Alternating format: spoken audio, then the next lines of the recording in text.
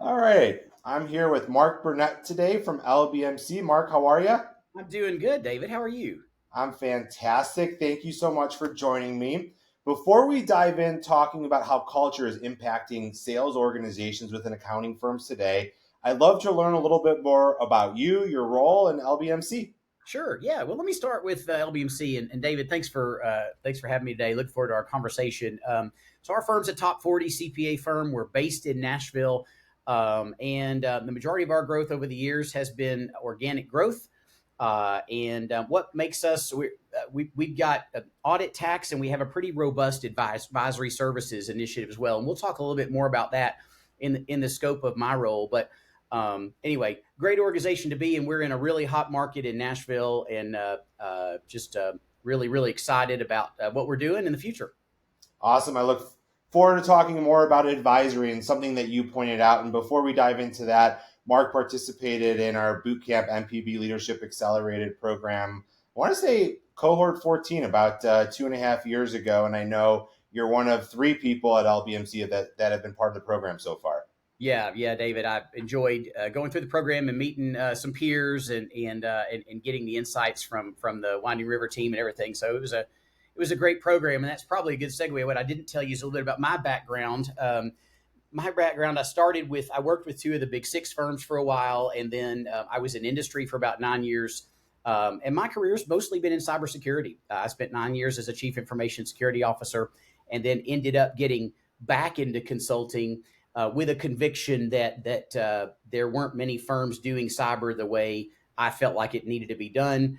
Eventually, LBMC asked me to come and help enhance the IT audit capabilities that the firm was doing, and so we added a number of cyber services to that. And David, kind of as a to lead us into the conversation that we're going to have on growth, as we were building out our cyber practice, one of the things that we realized is that being a cyber practice in a CPA firm, we actually had a much broader set of competitors than most people would expect. So obviously, there were some other CPA firms that had cyber practices like we did, but we also we competed a lot with what you would think of as boutique firms that they weren't CPA firms, so they couldn't do SOC services or things like that. But they could offer a lot of the other services we were offering: penetration testing, other IT assessment services, risk assessments, all those types of things.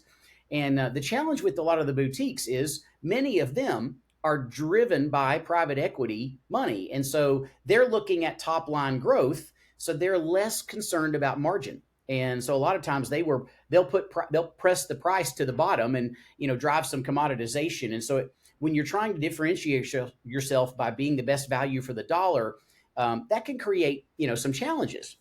And then the other type of competitor we had were technology companies. And in some cases, technology companies, they would say, hey, if you'll buy 100 firewalls, we'll give you a free pen test, and it's hard to compete with free, right? So it required us to look at the business a little differently.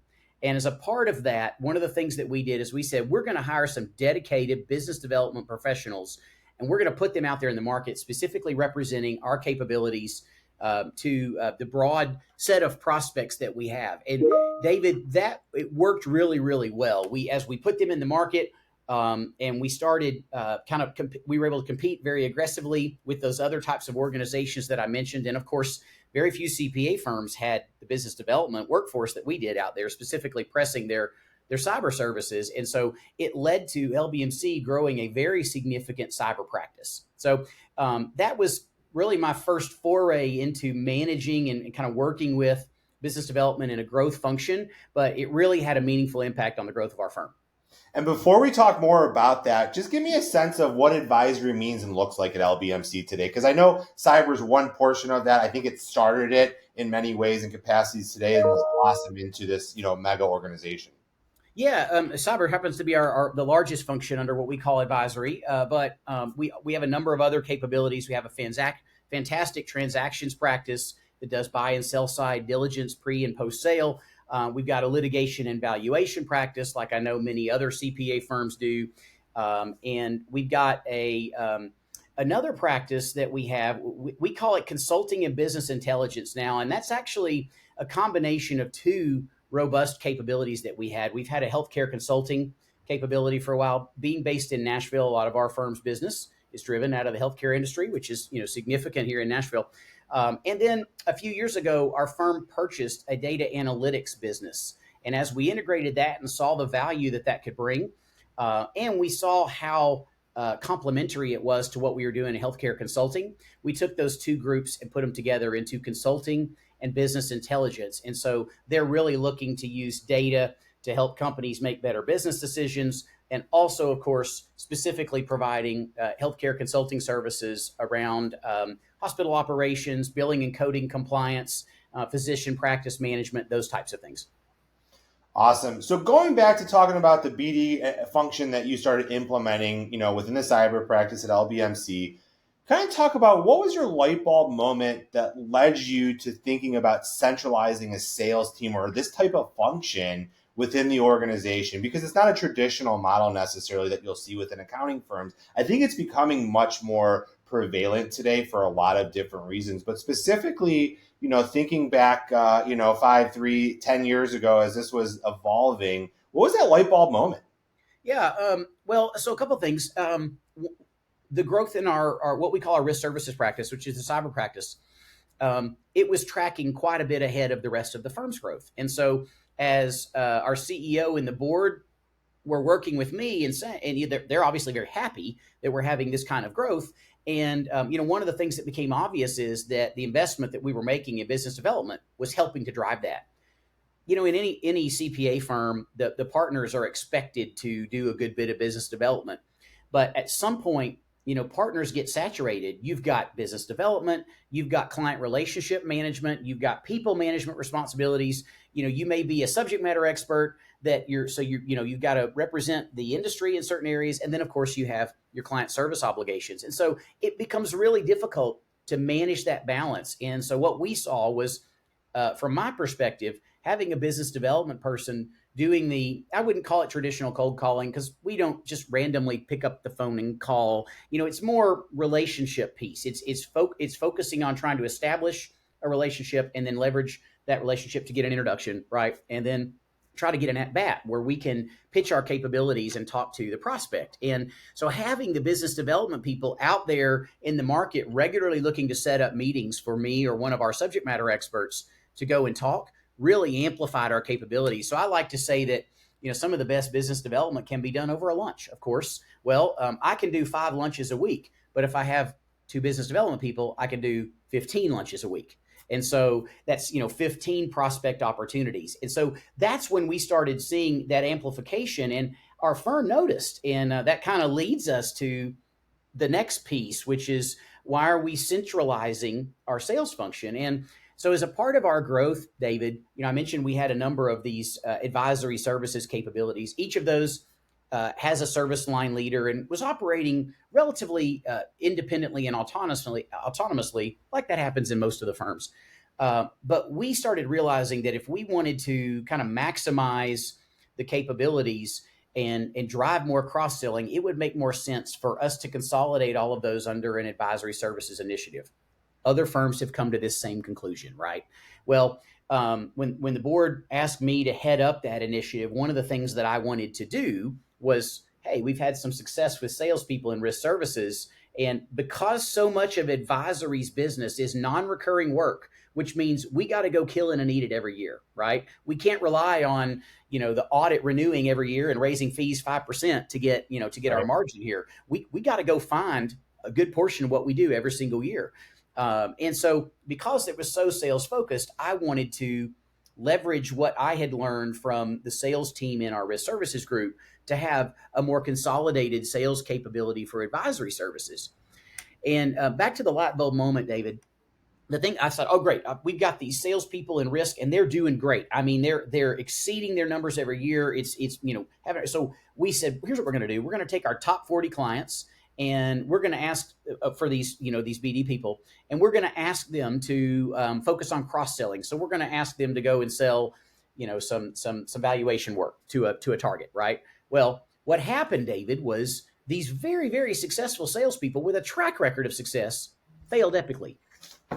And the reason, I'm thinking, how could this happen? They were so good at it. And that's when the real light bulb moment came on for me.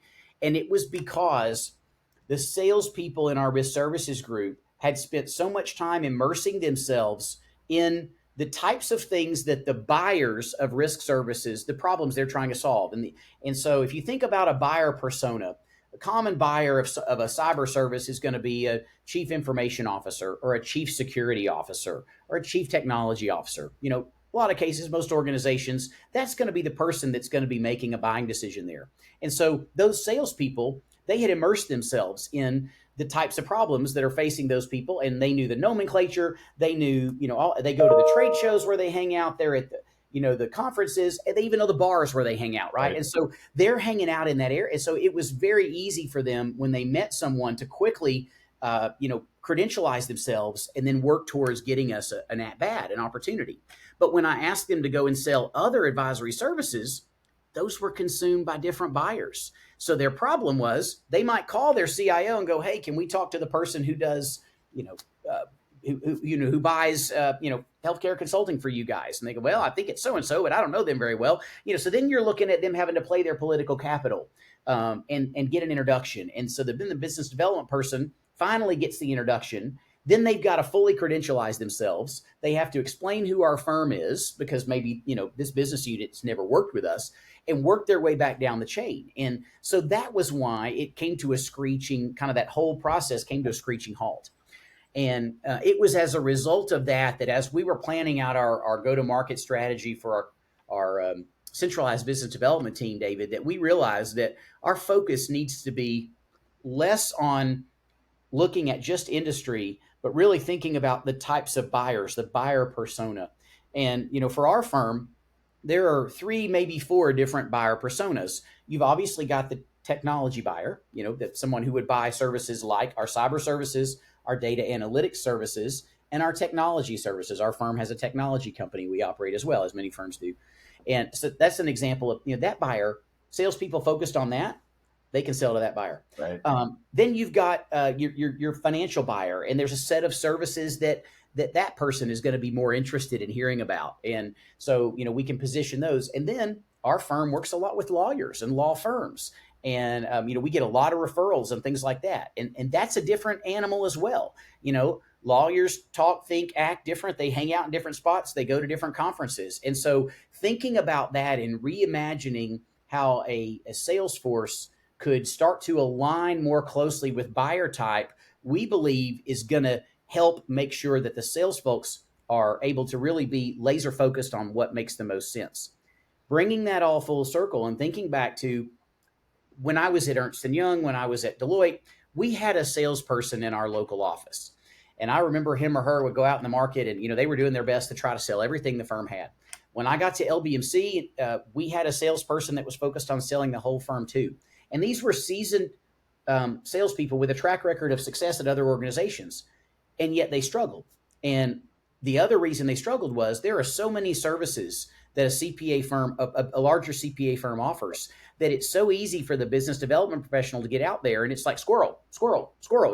They and you end up they chase the first thing they can sell, and they end up selling a $10,000 project, and they miss the $250,000 consulting project. And so having so many arrows in the quiver is a blessing and a curse. A salesperson would say it's a blessing because they got so many things they can position. It's a curse because it can reduce your focus and help you not be really, really good at representing things. So getting back to buyer persona, we feel like having our salespeople thinking about buyer persona is going to give them a subset of the whole suite of capabilities that our firm can offer.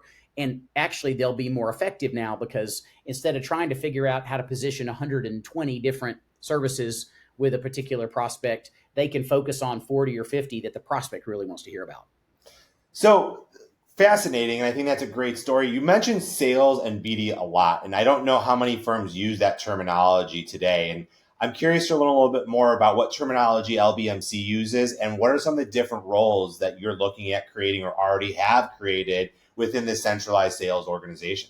Yeah, David, that's a good question. And of course, when we had the business development team in our cyber group, we used nomenclature that would be commonly used in the cyber profession because that's the type of business, right? So we named them what competitors named them. Well, as we started to build it out for our firm, we've done the same thing. We've kind of looked at what is our professional services industry, what does it call people who are driving growth? What does it call people who are doing business development? And a common term that we heard used is growth director. So driving growth, growth director. And so we define our growth directors as people that are focused on new prospects or new logos, if you want to think of it that way. So a growth director's job is to go out and find an organization that doesn't currently have a relationship with our firm and position us for an opportunity to pitch for capabilities with them. So we have a set of growth directors that are doing that. And so they're representing us at industry events, at conferences, in the local markets where they operate, and then even, leveraging things like LinkedIn. LinkedIn is a great tool for, unsolicited sales opportunities. And it is a little bit better than straight up cold calling because, with LinkedIn, at least someone can see someone's bio and they can see a little bit about who they're connected to. And so there's a little bit more warmness than just getting a random phone call, which, by the way, most people don't answer their phone now anyway. Especially today. Right? Yeah.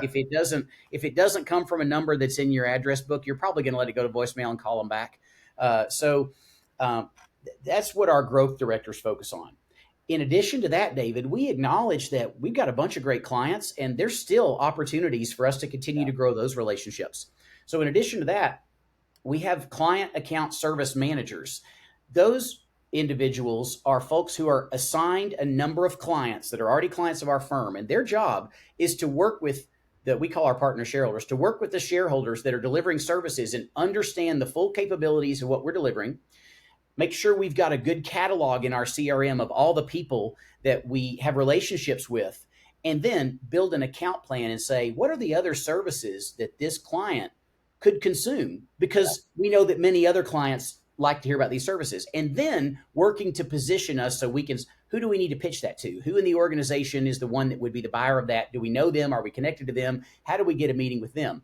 And then look to try to grow our capability. And we set a target of 20% growth for each of those clients to give you an idea of what kind of target we're setting. We have one person that's doing this today, specific to our risk services group. And in this last fiscal year, which just ended in May, she drove a 35% growth in those assigned clients, which is outstanding. So it can work. Yeah. Well, and that kind of goes back to my next question, which I think you kind of just answered, which was what kind of growth did you experience? And by having that centralized model, buyer persona focus, and then, overlapping actionable plans, it seems like that's been a very tangible way to track success and create KPIs for these individuals. It is, David. And to be clear, we're learning every day and we're still building out some of this. I don't want any of our listeners to think that we're claiming to have this figured out, right? Because I think it's always an evolution. I've shared with you what we've learned.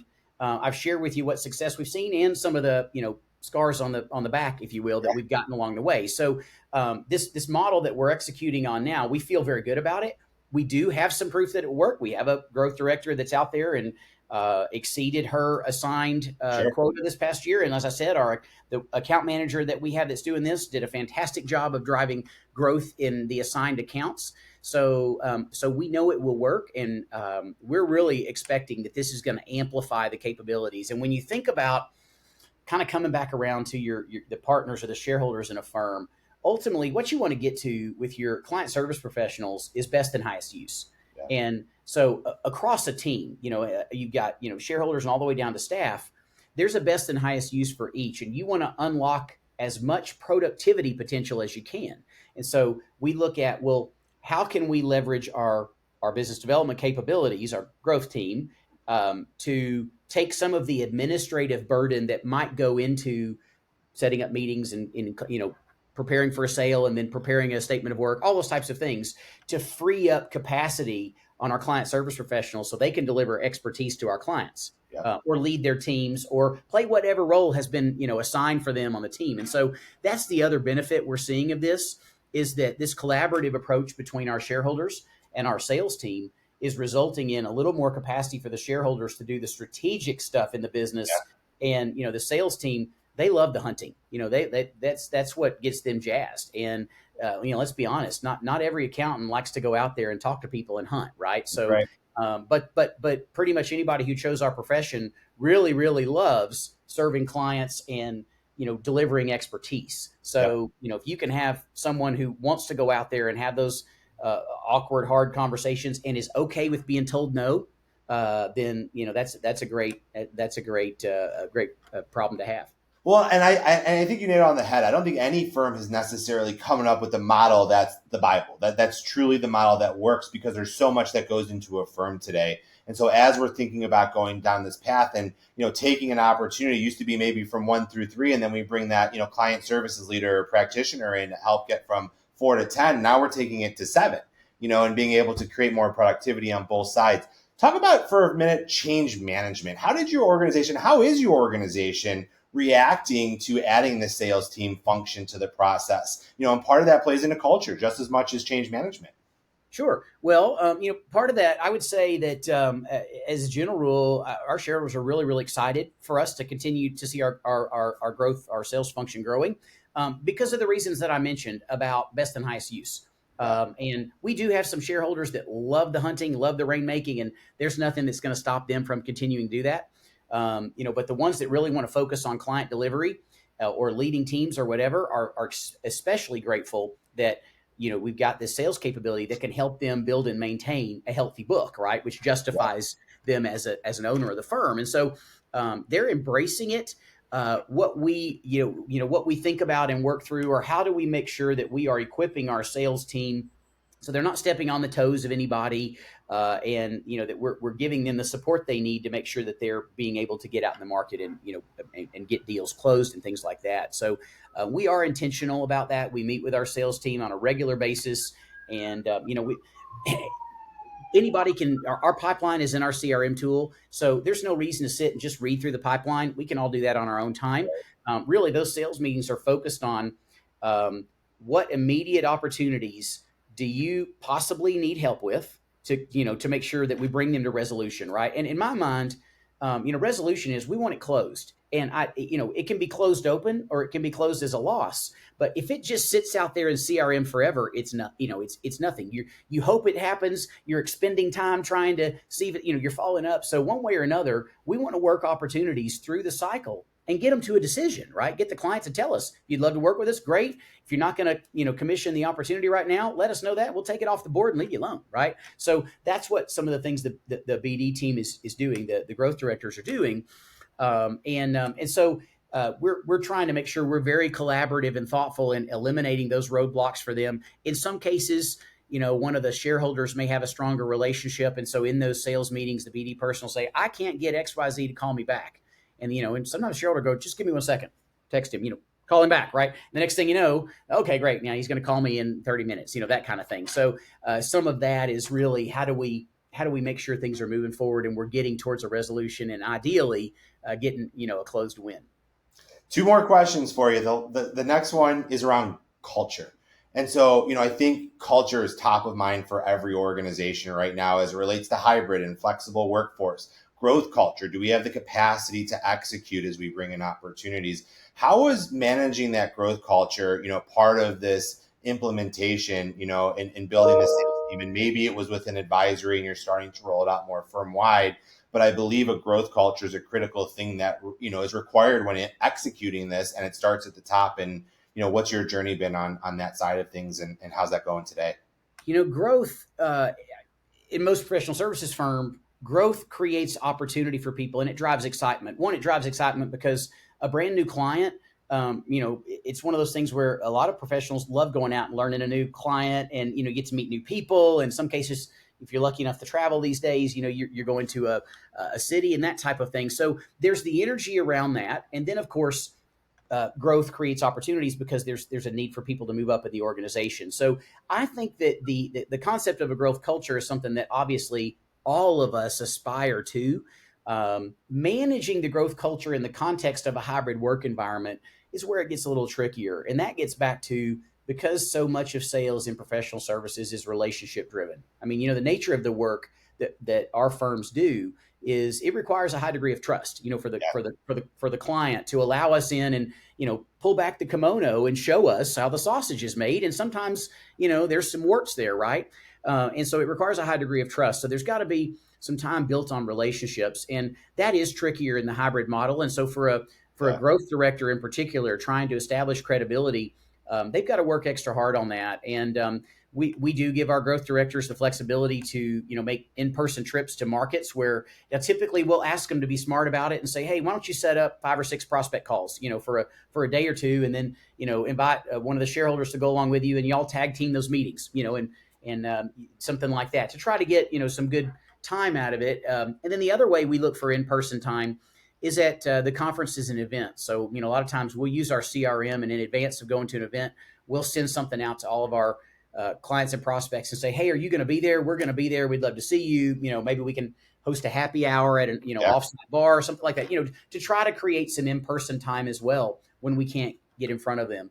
And then with those client account service managers that I mentioned, those are specifically, those people are responsible for making sure that we get face time with that client on a regular basis. So depending on the size of the client, revenue for the firm, we may say we need to make sure that even if they're not in our local market, you're in front of them monthly, quarterly, whatever. And so that client account service manager puts a plan together and makes sure that they're driving that and getting a shareholder in front of that client for whatever frequency that we've defined. One question I get asked a lot on this topic is commissions, right? Have you guys confronted that topic yet? Is it something that's kind of a work in progress as you're evolving right now? Does that come up? I'm just kind of, I know that's a top of mind question for a lot of managing partners today. Yes, it is. And that's one of the areas I feel very strongly about this, David. I'm glad you asked this question. I feel like a true business development professional needs to be self-motivated, and generally you shouldn't have to babysit them. And these are senior ones, right? I don't think most firms are going to be having a bunch of junior business development people right now. None of us are that mature, right? So you're going to need to get someone with some seasoning already. So they shouldn't need you to spend a whole lot of time coaching them, other than on what the firm services provide and maybe what a good client looks like for the firm. With that said, I feel strongly that the majority of their compensation needs to be based on production. So in our case, we have a lower base salary than what I think a lot of the industry would do, but we have a very, very generous commission plan, which frankly rewards results, which is ideally where you want to be in a business development organization. And so from that standpoint, a business development professional that performs really, really well can get paid pretty close to what a shareholder might make, that type of thing, if they're doing a great job. And I'm happy. We joke all the time. Those are the commission checks are great checks to write, right? Because we're only paying the commission if we've closed and build the work. So it's a win-win there. So I feel like from our standpoint, that model motivates our professionals well. And then of course, when they get those regular commission checks, that's an extra bit of juice to motivate them to continue to get out there and hunt. Couldn't agree with you more on that topic. I'm very passionate about it as well. I think that's part of this, transformation of a modern accounting firm when it comes to, that growth culture. Any last comments, words to share? I have our WRC top 3. I'll ask you here in a second. Any last thoughts to share that we didn't cover today? Yeah.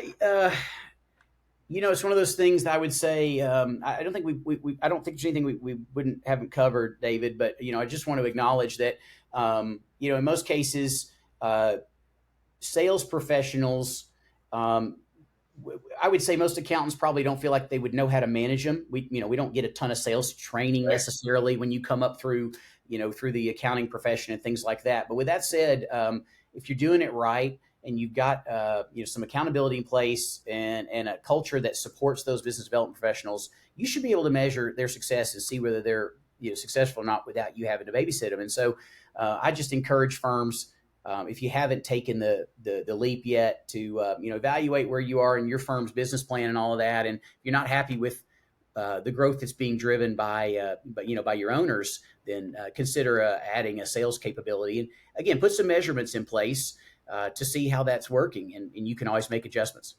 Yeah, and I know you guys have done a great job at integrating BD and marketing together as part of that initiative along the way, which is a critical role. Our WRC top 3, favorite sports team.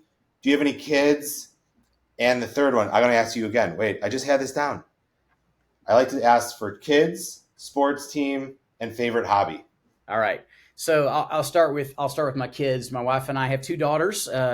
And one just graduated from college, one just graduated from high school. So literally, David, as you know, we planned this particular recording around a trip to Europe that we took both of our girls to celebrate their achievement in graduating. So we're excited about that, and Heather and I are very close to the empty nest phase of life, and my wife is embracing it more than me. But it's part of it, right? So Sure. anyway, love our girls. Second question is favorite sports team. I have one in pretty much every sport. So if you were to talk professional football, it would be the Tennessee Titans. College football, the Tennessee Volunteers, and in baseball, the Atlanta Braves, and in soccer, Nashville SC. Okay. Awesome. And your favorite hobby? Favorite hobby? Attending live sporting events. Do that a lot, especially with my daughters. Really have over the years have enjoyed daddy-daughter time at the live sporting events, and lucky enough to have some fun and competitive teams here in Nashville. I'm going to hit the stop button.